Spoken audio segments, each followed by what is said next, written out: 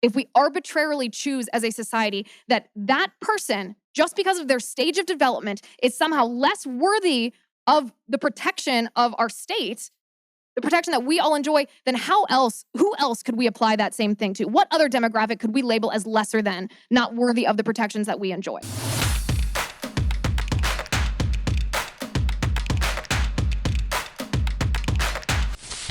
I talk to a lot of my friends, pretty much all my friends are liberal, about abortion, so we get into a lot of debates about that. And they always shut me down because I'm a Christian, pretty active Christian, so they never like to listen to me because they say that no matter what, I'm going to come at it from a Christian view, and they're not Christian, so they're not willing to listen to me. I just wanted your advice on that, how I should go about that. Yeah, that's a great question too. And it's always good actually to know the audience and the views of your audience, the life philosophy or the religion of the person that you're talking to, because one argument will work on one person that wouldn't work on another person if they don't share your viewpoint. The good thing about the pro-life argument is that it doesn't have to do with, and it doesn't have to have anything to do with religion. The argument against abortion or the argument in favor of life can strictly and solely be a scientific argument. So I always say that there are two questions that you want to ask when you are debating abortion. And those of us who are pro-life, I think a lot of times have all this data and all this information, all these talking points. And at least for me, I'll just speak for myself here. Sometimes it's difficult not to drop these all in a bomb of information on them because you think, oh, this will change their mind if they only knew all of this stuff. But actually, what I've found to be more effective is simply to ask two questions. First of all, to say scientifically, not religiously, scientifically, when does a human life begin? And maybe they'll have to think about that. People don't change their minds immediately, but there's a very interesting scientific study or survey, I should say, that was done by a PhD student at the University of Chicago. His name's Steve Jacobs. He actually did, as part of his doctoral thesis, he did a survey in which he asked people, well, who do you think is the authoritative source to determine when a human life begins? And the majority of people said not a religious figure, but they said academic biologists are the authoritative source on when a human life begins. And so he did a second scientific survey of academic biologists, not just in our country, but all around the world. And he asked them, at what moment does a human life begin? And 95% of academic biologists said a human life begins at the moment of conception. And the other 5 said things like, are you an effing Christian? Is this like a Trump question? Like, clearly they were putting their science first.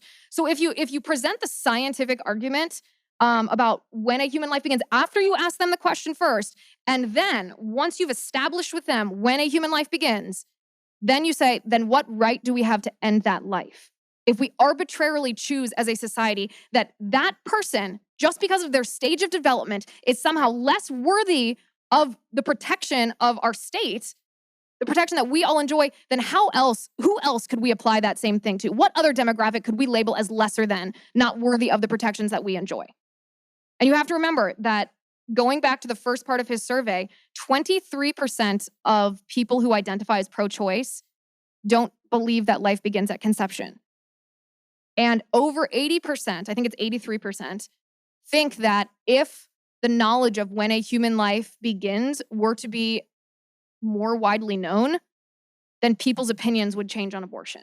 And so that in and of itself is an almost unbeatable strategy. There's also emotion that I would add in here because abortion is an emotional topic for anybody. I think we all know someone who has had an abortion. Maybe it's a friend, maybe it's a coworker, maybe it's just a classmate. We all know somebody who's been through this. And we know that oftentimes women feel coerced into having abortions. Oftentimes women feel pressure from their partners. Oftentimes women feel hopeless. And this is not something that we as conservatives should ignore. I mean, like I said, I gave birth to my daughter 9 months ago, and pregnancy was extremely difficult. And I say that as someone who is in a loving, stable, happy marriage, and I'm 32 years old.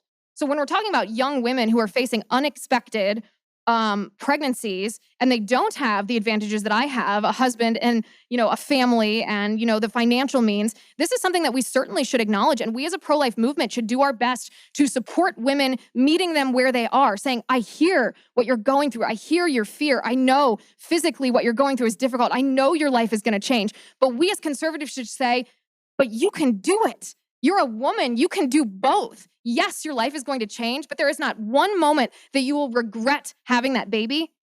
But if you abort that baby, you will regret that the rest of your life.